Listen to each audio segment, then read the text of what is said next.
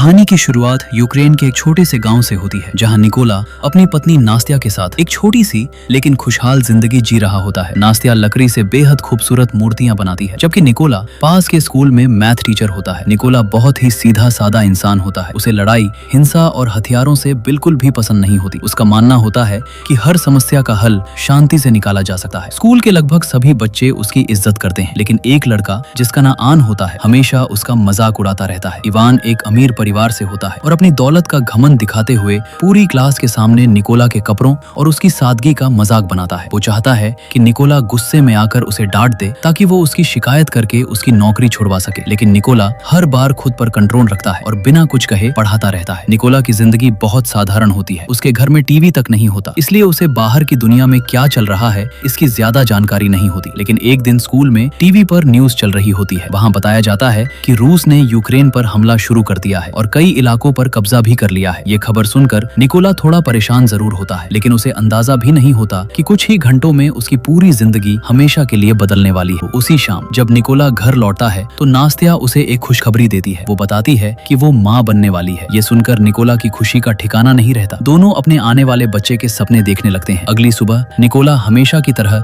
अपनी साइकिल लेकर स्कूल के लिए निकल जाता है। रास्ते में उसे सड़क किनारे दो सैनिक सिगरेट पीते हुए दिखाई देते हैं। उनकी यूनिफॉर्म यूक्रेन की सेना जैसी नहीं लगती, लेकिन निकोला सोचता है कि शायद नई यूनिफॉर्म होगी, इसलिए वो बिना कुछ सोचे आगे बढ़ जाता है। जब वो स्कूल पहुंचता है तो वहाँ का नजारा देखकर हैरान रह जाता है। पूरा स्कूल खाली पड़ा होता है, एक भी छात्र वहाँ मौजूद नहीं होता। तभी टीवी पर ब्रेकिंग न्यूज चलती है कि रूसी सेना अब यूक्रेन के अंदर घुस चुकी है और कई इलाकों पर कब्जा कर चुकी है। ये खबर सुनते ही निकोला के पैरों तले जमीन खिसक जाती है। उसे तुरंत एहसास होता है कि रास्ते में दिखे सैनिक यूक्रेन के नहीं बल्कि दुश्मन देश के थे। वो बिना एक सेकंड गवाए अपनी साइकिल उठाता है और पूरी ताकत से अपने घर की तरफ दौड़ पड़ता है। लेकिन जब वो घर पहुंचता है तब तक बहुत देर हो चुकी होती है। वो देखता है कि दो दुश्मन सैनिक उसकी पत्नी नास्त्या के साथ बेरहमी कर रहे हैं। ये सब देखकर निकोला तुरंत उनकी तरफ दौड़ता है और उन्हें रोकने की कोशिश करता है। वो बार बार हाथ जोड़कर कहता है कि उसकी पत्नी प्रेग्नेंट है, उसे छोड़ दो, लेकिन उन सैनिकों पर उसकी किसी बात का कोई असर नहीं पड़ता। थोड़ी देर बाद उनमें से एक सैनिक घर के अंदर जाता है और कीमती सामान ढूंढने लगता है। जब उसे कुछ नहीं मिलता तो वो पूरे घर में आग लगा देता है। अब तक शांत रहने वाली नास्त्या का गुस्सा फूट पड़ता है। वो पास पड़ा एक बड़ा पत्थर उठाकर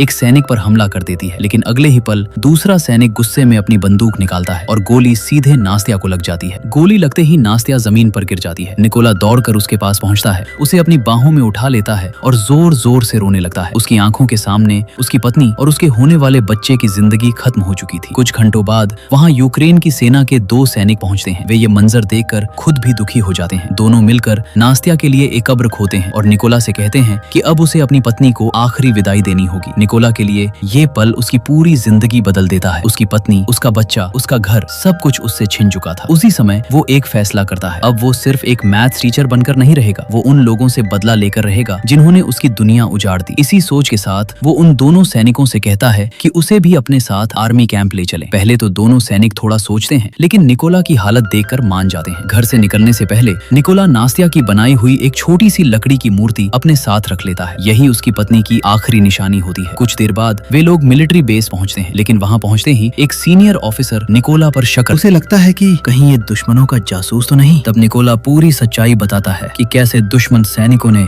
उसकी पत्नी को मार दिया, उसका घर जला दिया और उसकी पूरी जिंदगी बर्बाद कर दी। वो कहता है कि अब उसके पास खोने के लिए कुछ भी नहीं बचा है। वो सिर्फ अपने देश के लिए लड़ना चाहता है और अपनी पत्नी की मौत का बदला लेना चाहता है। उसकी बात सुनने के बाद आखिरकार ऑफिसर उसे आर्मी में शामिल होने की इजाजत दे देता। अगले ही दिन निकोला की मिलिट्री ट्रेनिंग शुरू हो जाती है, लेकिन उसके लिए ये बिल्कुल आसान नहीं था, क्योंकि उसने पूरी जिंदगी सिर्फ बच्चों को मैथ्स पढ़ाया था। उसे बंदूक चलाने या लड़ाई करने का कोई अनुभव नहीं था। जहां बाकी सैनिक तेजी से सब कुछ सीख रहे थे, वहीं निकोला बार बार गलतियां कर रहा था। उसे देखकर सीनियर ऑफिसर को भी लगने लगा कि शायद ये कभी अच्छा सैनिक नहीं बन पाएगा। लेकिन निकोला हार मानने वालों में से नहीं था। वो हर दिन पहले से ज्यादा मेहनत करता। जब बाकी सैनिक आराम कर रहे होते तब भी निकोला अकेले प्रैक्टिस करता रहता। एक रात उसने अपने ऑफिसर से एक अजीब सी बात कही। उसने कहा कि अब से उसे उसके असली नाम से नहीं बल्कि रेवन नाम से बुलाया जाए। ये सुनते ही बाकी सैनिक हंसने लगे। ऑफिसर ने मुस्कुराते हुए कहा, ऐसे नाम मांगने से नहीं मिलते, उन्हें अपने काम से कमाना पड़ता है। जब तुम अपने देश के लिए कुछ बड़ा करोगे तभी तुम्हें ऐसा नाम मिलेगा। निकोला को ये बात बुरी नहीं लगी, बल्कि अब उसके अंदर खुद को साबित करने की जिद और भी बढ़ गई। वो पहले से भी ज्यादा मेहनत करने लगा। कुछ दिनों बाद ऑफिसर ने सभी सैनिकों को मैदान में इकट्ठा किया। उसने उसने बताया कि आर्मी को अच्छे स्नाइपर्स की बहुत जरूरत है। फिर उसने पूछा कौन कौन स्नाइपर बनना चाहता है। कई सैनिक आगे आ गए और उनके साथ निकोला भी आगे बढ़ गया। उसे देखकर फिर से सब हंसने लगे। ऑफिसर ने साफ कहा, तुम अभी एक बंदूक ठीक से संभाल नहीं पाते, स्नाइपर बनना तुम्हारे बस की बात नहीं है। लेकिन निकोला पूरे भरोसे के साथ बोला, अगर मुझे सिर्फ एक मौका मिल जाए तो मैं खुद को जरूर साबित कर दूंगा। ऑफिसर ने निकोला को एक टेस्ट देने का फैसला किया। उसने कहा, अगर तुम 20 सेकंड के अंदर इस राइफल को खोलकर फिर से जोड़ दोगे तो मैं तुम्हें एक मौका दूंगा। सबकी नजरें निकोला पर थी, लेकिन टेस्ट शुरू होने से पहले निकोला ने अपनी आंखों पर खुद ही पट्टी बांध ली। ये देखकर सभी सैनिक हैरान रह गए। जैसे ही टाइम शुरू हुआ, निकोला ने बिना देखे पूरी राइफल खोल दी और सिर्फ 18 सेकंड में उसे दोबारा जोड़ भी दिया। पूरा मैदान तालियों से गूंज उठा। जो सैनिक पहले उसका मजाक उड़ा रहे थे वही अब उसकी तारीफ कर रहे थे। ये देखकर ऑफिसर भी काफी प्रभावित हुआ। आखिरकार उसने निकोला को स्नाइपर ट्रेनिंग में शामिल होने की इजाजत दे दी। लेकिन बाकी सैनिकों को जहां नई और मॉडर्न स्नाइपर राइफल मिली, वहीं निकोला को एक पुरानी और खराब राइफल दी गई। राइफल देखते ही उसने बेहतर हथियार मांगा, लेकिन ऑफिसर ने साफ मना कर दिया। उसने कहा, अच्छी राइफल भी तुम्हें अपने दम पर कमानी होगी। मजबूरी में निकोला उसी पुरानी राइफल के साथ प्रैक्टिस करने लगा। कुछ समय बाद ऑफिसर ने सभी ट्रेनी स्नाइपर्स को एक जरूरी नियम बताया। उसने कहा, एक असली स्नाइपर कभी अपनी पोजीशन नहीं छोड़ता, चाहे उसके आसपास कुछ भी हो जाए। उसका पूरा ध्यान सिर्फ अपने टारगेट पर होना चाहिए। इसके बाद ऑफिसर ने सबका टेस्ट लेना शुरू किया। जब सैनिक निशाना लगा रहे थे तभी उसने अचानक उनके बिल्कुल पास गोली चला दी। जिस भी सैनिक ने डर कर अपना निशाना छोड़ा उसे तुरंत बाहर कर दिया गया। अब बारी निकोला की थी। गोली उसके पास से भी निकली, लेकिन उसके चेहरे पर कोई डर नहीं था। उसकी नजर आखिरी पल तक सिर्फ अपने टारगेट पर ही टिकी रही और इसी के साथ वो ये मुश्किल टेस्ट भी पास कर गए। अब अगला टेस्ट पहले से भी ज्यादा मुश्किल था। सभी सैनिकों को सिर्फ एक बार टारगेट दिखाया गया। उसके बाद उनकी आंखों पर पट्टी बांध दी गई। अब बिना टारगेट देखे उन्हें सिर्फ अपनी याददाश्त के भरोसे निशाना लगाना था। कई सैनिक ये टेस्ट पास कर गए, लेकिन जब निकोला की बारी आई उसने ट्रिगर दबाया, मगर उसकी गोली टारगेट से थोड़ा सा चूक गई। इस तरह वो ये टेस्ट हार गया। असल में उसकी पुरानी राइफल बिल्कुल एक्यूरेट नहीं थी। अगर उसके पास नई राइफल होती तो शायद वो भी ये टेस्ट आसानी से पास कर लेता, लेकिन असली चुनौती अभी बाकी थी। इस बार पूरा मैदान अंधेरे में डूबा हुआ था। ऑफिसर ने कहा, अब तुम लोगों को सिर्फ फ्लेयर की रोशनी में टारगेट पर निशाना लगाना होगा। कुछ ही सेकंड बाद आसमान में फ्लेयर छोड़े गए। जैसे ही थोड़ी देर के लिए रोशनी हुई, सभी सैनिकों ने जल्दी जल्दी फायर कर दिया, लेकिन किसी की भी गोली टारगेट पर नहीं लगी। अब निकोला की बारी थी। उसने जल्दबाजी नहीं की। वो फ्लेयर की स्पीड, एंगल और टाइम को ध्यान से देखने लगा। फिर उसने अपने मैथ के दिमाग का इस्तेमाल किया। उसने कुछ ही सेकंड में डिस्टेंस और टाइमिंग का हिसाब लगाया और सही समय आते ही ट्रिगर दबा दिया। धड़ाम! इस बार गोली सीधा टारगेट के बीचों बीच जाकर लगी। ये देखकर सभी सैनिक और ऑफिसर दंग रह गए। आज तक कोई भी इस टेस्ट को पास नहीं कर पाया था, लेकिन निकोला ने वो कर दिखाया जो किसी ने कभी नहीं किया था। उसकी इस शानदार परफॉर्मेंस के बाद ऑफिसर ने आखिरकार उसे उसका नया नाम दे दिया। अब वो सिर्फ निकोला नहीं था, अब पूरी आर्मी उसे रेवन के नाम से जानने लगी। दिन गुजरते गए और रेवन की स्नाइपर ट्रेनिंग भी पूरी हो गई। एक दिन कर्नल ने खुद आकर उसे सलाम किया और कहा, अब तुम असली मिशन के लिए तैयार हो। कुछ दिनों बाद कर्नल नए ऑर्डर्स लेकर उसके पास आया। इंटेलिजेंस की रिपोर्ट के मुताबिक दुश्मनों ने एक अहम चेक पॉइंट पर कब्जा कर लिया था। यही रेवन का पहला असली मिशन होने वाला था। पूरी टीम तुरंत वहां के लिए निकल गई। लोकेशन पर पहुंचकर सभी अपनी अपनी पोजीशन लेकर दुश्मनों पर नजर रखने लगे। कुछ देर बाद एक गाड़ी चेक पॉइंट की तरफ आती दिखाई दी। कर्नल ने तुरंत सभी को फायर रोकने का आदेश दिया। दुश्मन सैनिकों ने गाड़ी रोक ली और उसमें बैठे सभी लोगों को नीचे उतार दिया। उन्होंने सभी के डॉक्यूमेंट्स चेक किए, पूरी गाड़ी की तलाशी ली, लेकिन उन्हें कुछ भी नहीं मिला। फिर भी उन्होंने उन लोगों के पासपोर्ट वापस नहीं किए। जब बेगुनाह लोगों ने अपने पासपोर्ट मांगे तो दुश्मन सैनिक उन्हें बेरहमी से पीटने लगे। ये देखकर कर्नल ने बिना देर किए अटैक का ऑर्डर दे दिया। अगले ही पल सभी स्नाइपर्स ने एक साथ फायर कर दिया। कुछ ही सेकंड में पूरा चेक पॉइंट दुश्मनों से साफ हो चुका था। मिशन पूरी तरह सफल रहा। जब पूरी टीम बेस कैंप वापस पहुंची तो रेवन ने देखा कि कई सैनिक वहां मौजूद ही नहीं थे। उसने पूछा, बाकी लोग कहां गए? तब उसे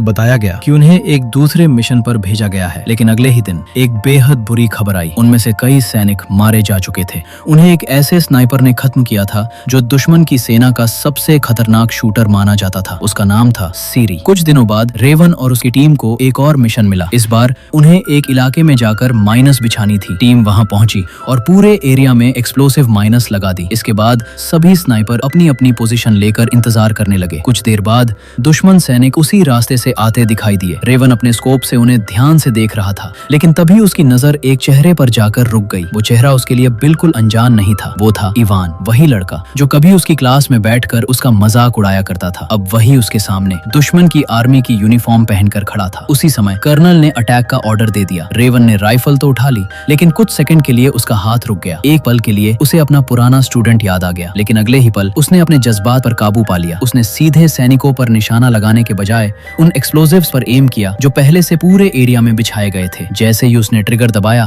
एक जबरदस्त एक्सप्लोजन हुआ। कुछ ही सेकंड में पूरा इलाका आग और धुएं से भर गया और उस ब्लास्ट में इवान समेत सभी दुश्मन सैनिक मारे गए। मिशन खत्म होने के बाद टीम वापस बेस कैंप लौट आई। रास्ते में कर्नल ने रेवन से पूछा, जब मैंने अटैक का ऑर्डर दिया था तब तुम कुछ सेकंड के लिए रुके क्यों थे? तब रेवन ने पूरी सच्चाई बता दी। उसने कहा, उन सैनिकों में से एक मेरा पुराना स्टूडेंट था, इसलिए मैं एक पल के लिए कंफ्यूज हो गया था। कर्नल ने उसकी बात ध्यान से सुनी, फिर शांत आवाज में कहा, वो अब तुम्हारा स्टूडेंट नहीं था, वो दुश्मन की आर्मी का सोल्जर था। उन्होंने रेवन को समझाया कि बैटलफील्ड में अगर सोल्जर अपने इमोशंस को कंट्रोल नहीं करेगा तो सिर्फ उसकी नहीं, पूरी टीम की जान खतरे में पड़ सकती है। कर्नल की ये बात रेवन के दिल में हमेशा के लिए बैठ गई। अब दोनों के बीच पहले से भी ज्यादा रिस्पेक्ट और ट्रस्ट बन चुका था। एक दिन कर्नल ने रेवन को अपनी फैमिली की फोटो दिखाई। उन्होंने बताया कि उनकी 2 बेटियां हैं, लेकिन आज तक उन्हें ये नहीं पता कि उनके पिता आर्मी में हैं। घर पर सबको यही बताया गया है कि वो एक बिजनेसमैन है। ये सुनकर रेवन भी अपनी पत्नी नास्तिया की याद में खो गया। उसने कर्नल को अपनी पूरी कहानी सुनाई, कैसे उसकी पत्नी और होने वाले बच्चे को उससे हमेशा के लिए छीन लिया गया। कर्नल ने उसका हौसला बढ़ाया और कहा कि अब उसे सिर्फ अपने मिशन पर फोकस करना चाहिए। अगली ही सुबह दोनों को एक नया मिशन मिल गया। मिशन के मुताबिक रेवन और कर्नल एक तय लोकेशन पर पहुंच गए। इन्फॉर्मेशन मिली थी कि कुछ एनिमी सोल्जर्स इसी रास्ते से गुजरने वाले हैं। दोनों ने चुपचाप अपनी पोजीशन ले ली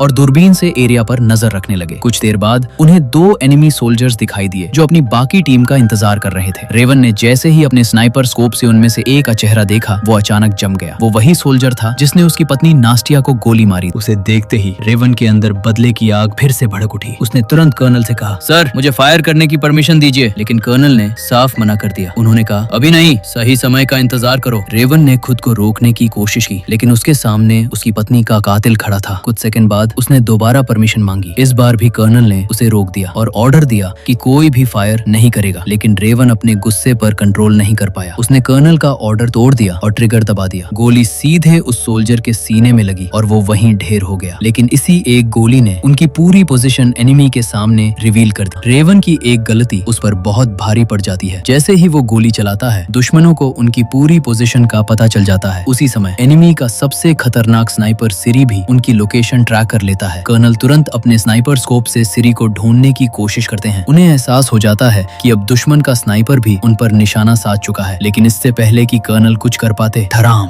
एक तेज आवाज के साथ गोली चलती है। गोली सीधे कर्नल के सीने में लगती है और वो वहीं जमीन पर गिर जाते हैं। ये सब इतनी तेजी से होता है कि रेवन कुछ समझ ही नहीं पाता। वो तुरंत कर्नल के पास भागता है, लेकिन तब तक बहुत देर हो चुकी होती है। कर्नल की मौत हो चुकी थी। अपने सबसे भरोसेमंद ऑफिसर को अपनी आंखों के सामने खोकर रेवन पूरी तरह टूट जाता है, लेकिन उसके पास दुख मनाने का भी समय नहीं था। अगले ही पल चारों तरफ से गोलियों की बारिश शुरू हो जाती है। एनिमी सोल्जर्स लगातार उनकी तरफ फायर करने लगते हैं। पूरा इलाका गोलियों और धमाकों से गूंज उठता है। रेवन समझ जाता है कि अगर वो अभी नहीं निकला तो कर्नल की बॉडी भी दुश्मनों के हाथ लग जाएगी। वो बिना समय गवाए कर्नल की बॉडी अपने कंधे पर उठाता है और गोलियों से बचते हुए वहां से निकलने लगता है। रास्ते में कई बार दुश्मन उसे रोकने की कोशिश करते हैं, लेकिन रेवन किसी तरह जंगल और चट्टानों का सहारा लेकर वहां से निकल जाता है। काफी देर तक भागने के बाद आखिरकार वो सुरक्षित तरीके से बेस कैंप पहुंच जाता है। बेस कैंप में सभी सोल्जर कर्नल की बॉडी देखकर स्तब्ध रह जाते हैं। पूरे कैंप में सन्नाटा छा जाता है। रेवन खुद को इस मौत का जिम्मेदार मानता है। उसे बार बार कर्नल की वही बात याद आती है, बैटलफील्ड में इमोशन की नहीं, डिसीजन की जगह होती है। अगर उसने गुस्से में आकर ऑर्डर नहीं तोड़ा होता तो शायद आज कर्नल जिंदा होते। उस रात रेवन सो भी नहीं पाता। उसे सिर्फ अपनी पत्नी का चेहरा और कर्नल की आखिरी झलक दिखाई देती रहती है। उसी रात वो अपने आप से एक वादा करता है, अब चाहे कुछ भी हो जाए वो सिरी को अपने हाथों से खत्म करके रहेगा। यही बदला अब उसकी जिंदगी का सबसे बड़ा मकसद बन चुका था। पार्ट 12। कुछ समय बाद रेवन का घाव काफी हद तक ठीक हो जाता है, लेकिन कर्नल की मौत का दर्द उसके दिल से बिल्कुल भी नहीं जाता। अब उसकी जिंदगी का सिर्फ एक ही मकसद था, सिरी को ढूंढ कर खत्म करना। इसी बीच रेवन के पास आर्मी मेजर का कॉल आता है। मेजर उसे तुरंत बेस कैंप वापस बुलाता है। जब रेवन वहां पहुंचता है तो मेजर सभी सोल्जर्स को एक साथ इकट्ठा करता है। इसके बाद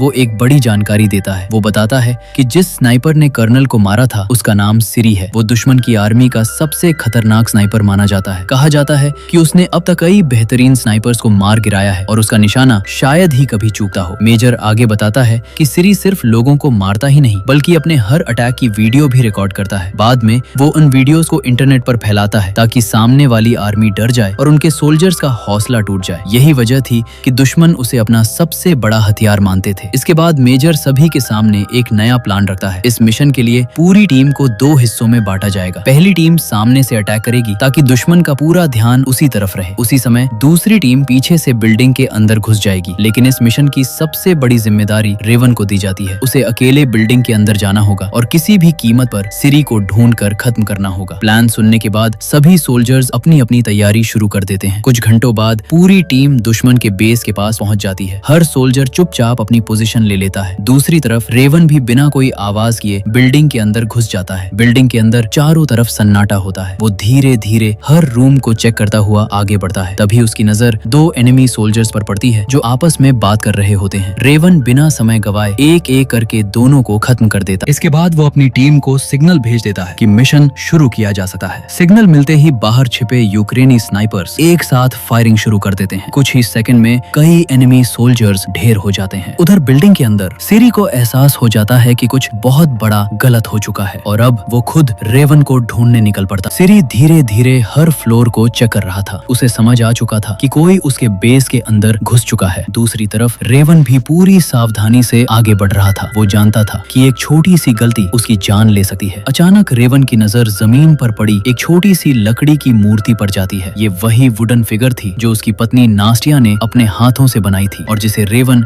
हमेशा अपने साथ रखता था। लेकिन जल्दबाजी में वो मूर्ति उसके हाथ से गिर गई थी। उसी समय सिरी भी वहां पहुंच जाता है। वो उस वुडन फिगर को उठाकर देखने लगता है। उसे एहसास हो जाता है कि दुश्मन यहीं कहीं छिपा हुआ है। लेकिन इससे पहले कि सिरी कुछ समझ पाता, रेवन अचानक पीछे से उस पर टूट पड़ता है। दोनों के बीच जबरदस्त हैंड टू हैंड फाइट शुरू हो जाती है। कभी सिरी भारी पड़ता तो कभी रेवन। दोनों एक दूसरे पर लगातार हमला करते रहते हैं। फाइट के दौरान सिरी अपनी गन तक पहुंचने की कोशिश करता है लेकिन रेवन उसे मौका नहीं देता। आखिरकार रेवन उसे जमीन पर गिरा देता है और बिना एक पल गवाए उसे हमेशा के लिए खत्म कर देता है। लेकिन लड़ाई की आवाज सुनकर बिल्डिंग में मौजूद एक और एनिमी स्नाइपर सतर्क हो जाता है। वो तेजी से रेवन की तरफ बढ़ने लगता है। रेवन तुरंत अपनी पॉकेट से एक ग्रेनेड निकालता है, पिन खींचता है और सीधे उसकी तरफ फेंक देता है। कुछ ही सेकंड बाद धड़ाम एक जोरदार धमाका होता है। पूरा कमरा हिल जाता है और आखिरी एनिमी स्नाइपर भी वहीं खत्म हो जाता है। इसी बीच एनिमी रेनफोर्समेंट की पूरी टीम बिल्डिंग के बाहर पहुंच जाती है। उन्हें अभी तक बिल्कुल भी अंदाजा नहीं था कि उनका सबसे खतरनाक स्नाइपर सिरी अब मर चुका। बिल्डिंग के बाहर एनिमी रेनफोर्समेंट की कई गाड़ियां आकर रुक जाती हैं। उन्हें अभी तक यही लग रहा था कि उनका सबसे खतरनाक स्नाइपर सिरी अभी भी जिंदा है। उन्होंने तुरंत रेडियो पर सिरी से कांटेक्ट करने की कोशिश की लेकिन इस बार रेडियो के दूसरी तरफ से सिरी नहीं रेवन की आवाज सुनाई देती है। वो शांत आवाज में कहता है, तुम लोग बहुत देर से आए हो। तुम्हारा सबसे बड़ा स्नाइपर अब खत्म हो चुका है और आज यहाँ से कोई भी जिंदा वापस नहीं जाएगा। ये सुनते ही सभी एनिमी सोल्जर्स हैरान रह जाते हैं। उन्हें अपनी बातों पर यकीन ही नहीं होता। कुछ सोल्जर्स गुस्से में बिल्डिंग की तरफ दौड़ पड़ते हैं जबकि बाकी चारों तरफ फैलकर रेवन को ढूंढने लगते हैं। लेकिन उन्हें बिल्कुल भी अंदाजा नहीं था कि रेवन पहले से ही उनकी हर हरकत पर नजर रख रहा था। वो बिल्डिंग की खिड़की के पास अपनी स्नाइपर राइफल लेकर पोजीशन ले चुका था। जैसे ही एक मिलिट्री ट्रक आगे बढ़ा, रेवन ने बिना समय गवाए ट्रिगर दबा दिया। धड़ाम गोली सीधे ट्रक के ड्राइवर को लगी। ड्राइवर के मरते ही ट्रक का कंट्रोल बिगड़ गया और वो सड़क के बीचों बीच पलट गया। अचानक हुए इस अटैक से पूरे एनिमी कैंप में अफरा तफरी मच गई। सोल्जर्स जल्दी जल्दी ट्रक से बाहर निकलने लगे और अपनी जान बचाने के लिए अलग अलग डायरेक्शन में भागने लगे। लेकिन उन्हें बिल्कुल पता नहीं था कि यही रेवन का असली प्लान था। जैसे ही वे खुले मैदान में फैले, पहाड़ियों और बर्फ के पीछे छिपे यूक्रेनियन स्नाइपर्स ने एक साथ फायरिंग शुरू कर दी। चारों तरफ से गोलियों की आवाज गूंजने लगी। एनिमी सोल्जर्स को समझ ही नहीं आया